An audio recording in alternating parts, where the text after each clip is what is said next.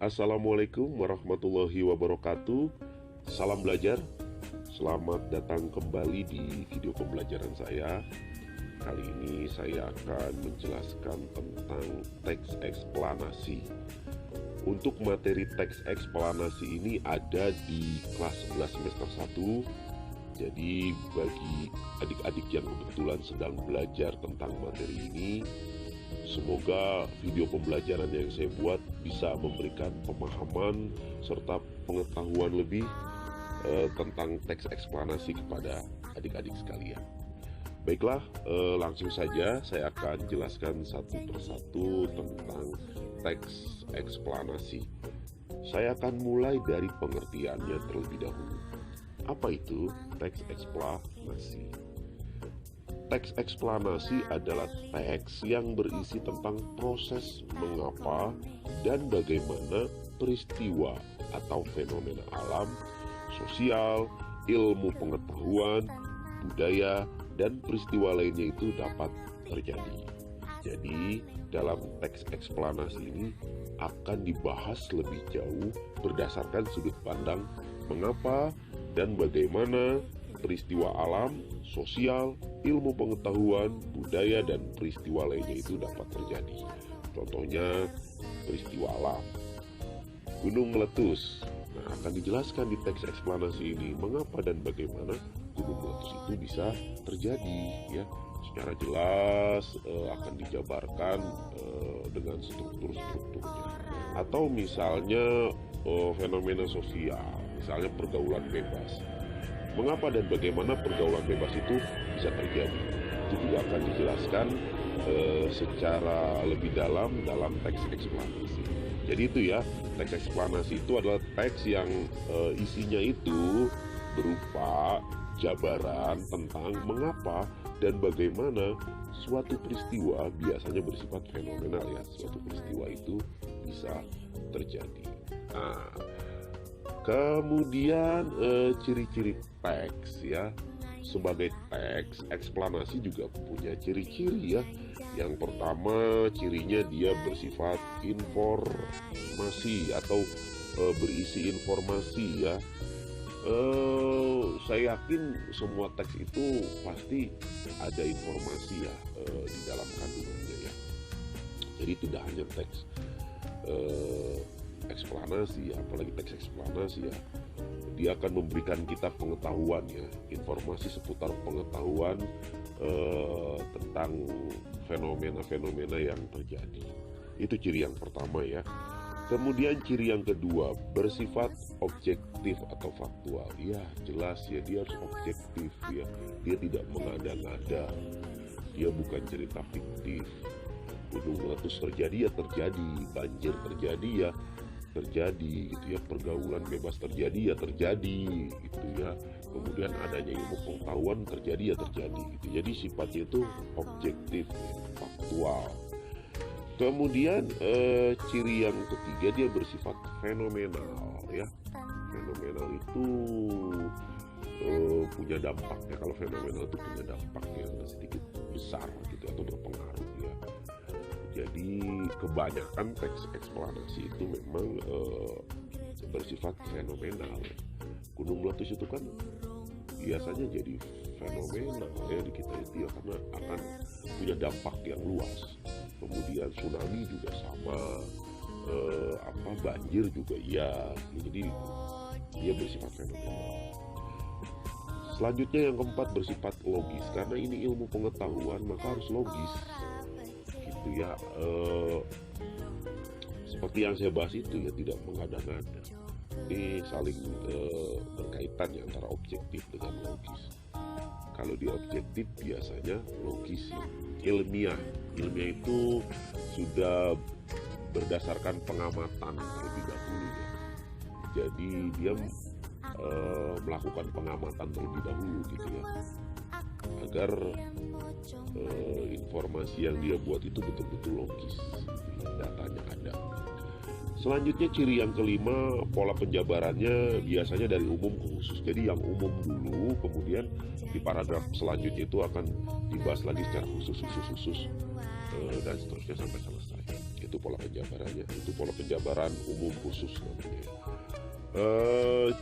Selanjutnya struktur teks eksplanasi. Untuk struktur teks eksplanasi ini kalian jangan bingung dengan istilah ya. Bentuknya sama saja walaupun istilahnya banyak ya. Saya pakai yang ini ya. Yang pertama itu pernyataan umum. Pernyataan umum itu biasanya letaknya atau posisinya tuh adanya di paragraf pertama. Seperti yang saya bahas tadi di ciri-ciri ya, dia kan bentuknya pola penjabaran umum khusus. Jadi akan dijabarkan dulu secara umum. Misalnya gempa ya, akan dijabarkan dulu secara umum tentang apa itu gempa. Apa itu gempa bumi di paragraf pertama ya. Untuk penjabaran umum bisa satu paragraf, bisa dua paragraf ya, tergantung jumlah paragraf dalam teksnya ya. Cuma memang umumnya untuk teks eksplanasi itu hanya 3-5 paragraf. Kemudian struktur selanjutnya deret penjelas. Ada yang bilang deret penjelas, ada yang bilang penjelasan ya. Kemudian ada yang bilang urutan sebab akibat. Itu sama saja ya, tidak beda ya, itu juga orangnya ya. Jadi di deret penjelas ini dijabarkan lagi secara detail itu yang tentang mengapa dan bagaimana contohnya gempa itu bisa terjadi.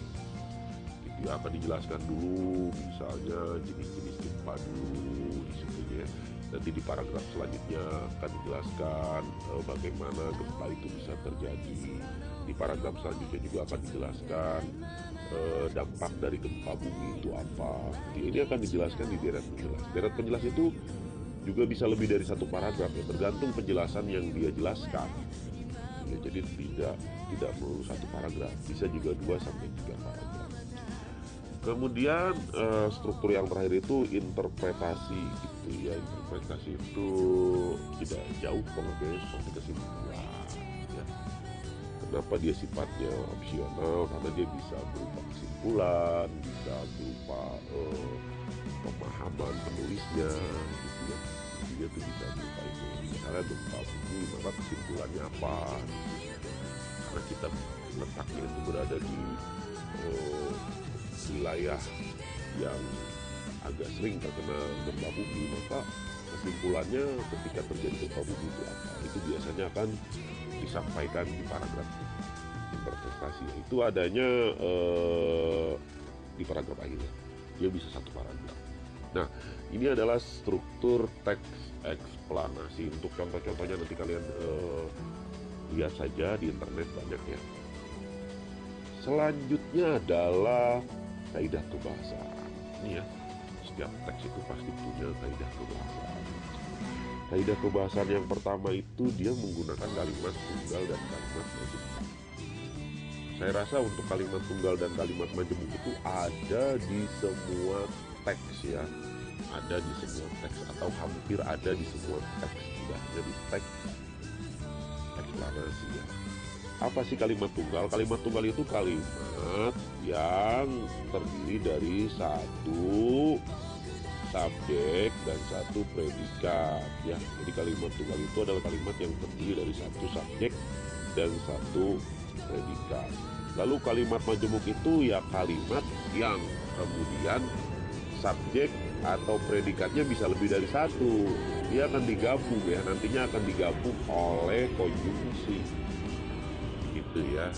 Untuk lebih jelasnya nanti akan disampaikan di materi kalimat tunggal dan majemuk. Itu kaidah kebahasaan yang pertama. Kemudian kaidah kebahasaan yang kedua menggunakan kata kerja material dan relasional ya. Kalau kata kerja material itu kan kata kerja tindakan ya, fisik ya.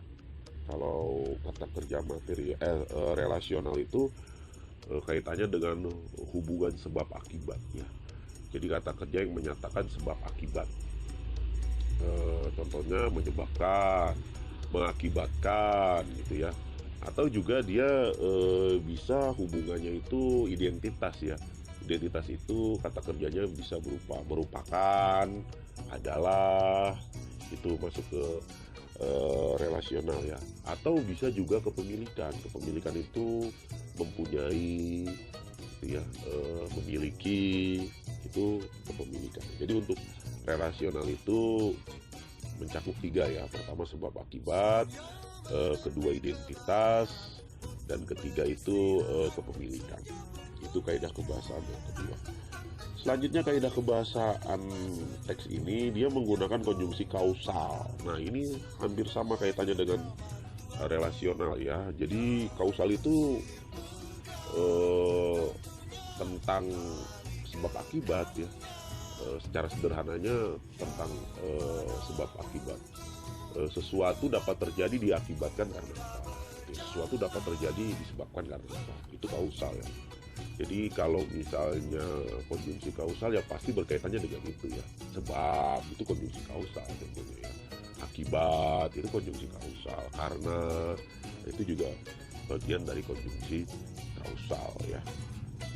Kemudian selanjutnya dia menggunakan konjungsi temporal. Ini konjungsi urutan waktu ya. Biasanya pakai lalu, kemudian, setelahnya, setelah itu, dan seterusnya ya.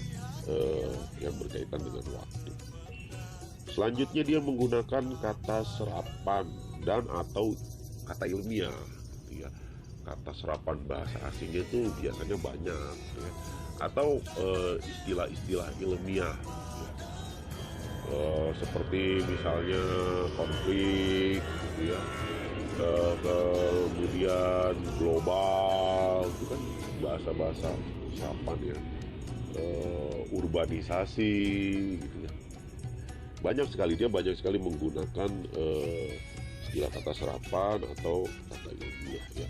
Kata serapan itu kata yang diserap ya dari akar, misalnya kata bahasa Inggris gitu ya, kemudian diserap menjadi bahasa Indonesia. Aktif itu kan kata yang berasal dari bahasa Inggris ya, lalu diserap menjadi bahasa Indonesia. Nah kalau kata ilmiah itu tergantung bidangnya ya. Kalau misalnya bidangnya tentang gempa bumi ya pasti ilmiah, kata-kata ilmiah yang sering muncul ya berkaitan dengan itu ya. Geologi gitu ya, ilmu bumi dan lain sebagainya. Kalau tentang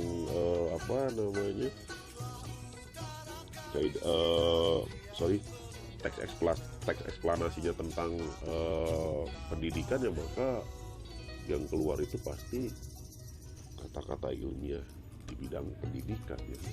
Jadi untuk kata-kata ilmiah ini tergantung teksnya ya, fenomena apa yang dibahas gitu ya. Nah ini seputar kaidah kebahasaan. Selanjutnya ada contoh teks eksplanasi. Ini contoh teks eksplanasi peristiwa alam yang judulnya Pelangi. Kemudian, nah ini yang saya maksud dengan pernyataan umum ya. Pernyataan umum itu adanya di paragraf pertama. Ini akan dijelaskan nih, pelangi merupakan ini adalah kata kerja. Merupakan ini konjungsi kata kerja, kemudian jadi bagian dari kata kerja relasional ya, kata kerja relasional ya, relasional identitas, karena dia mendefinisikan tentang pelangi itu merupakan suatu fenomena bla bla bla bla gitu. Dibahas secara umum di paragraf pertama. Kemudian di sini ada letak deret penjelasnya ya, 1, 2 ya, kalian bisa lihat nih, ini letak deret penjelasnya. Jadi deret penjelasnya itu ada 2 paragraf ya. Muncul beberapa kata kerja di sini ya, muncul juga beberapa konjungsi dan lain sebagainya ya. Lalu yang terakhir itu ini adalah interpretasi atau bisa juga kesimpulan ya. Ini adalah contoh dari teks eksplanasi. Ada banyak sekali contohnya di internet, kalian tinggal lihat dan pelajari saja. Oke ya, barangkali itu saja materi singkat tentang teks eksplanasi Untuk lebih jauhnya nanti akan saya sampaikan di video-video pembelajaran selanjutnya ya. Semoga video ini bisa bermanfaat dan memberikan kalian pengetahuan tentang apa itu teks eksplanasi. Terima kasih telah menyimak. Sampai ketemu lagi di video-video selanjutnya. Assalamualaikum warahmatullahi wabarakatuh.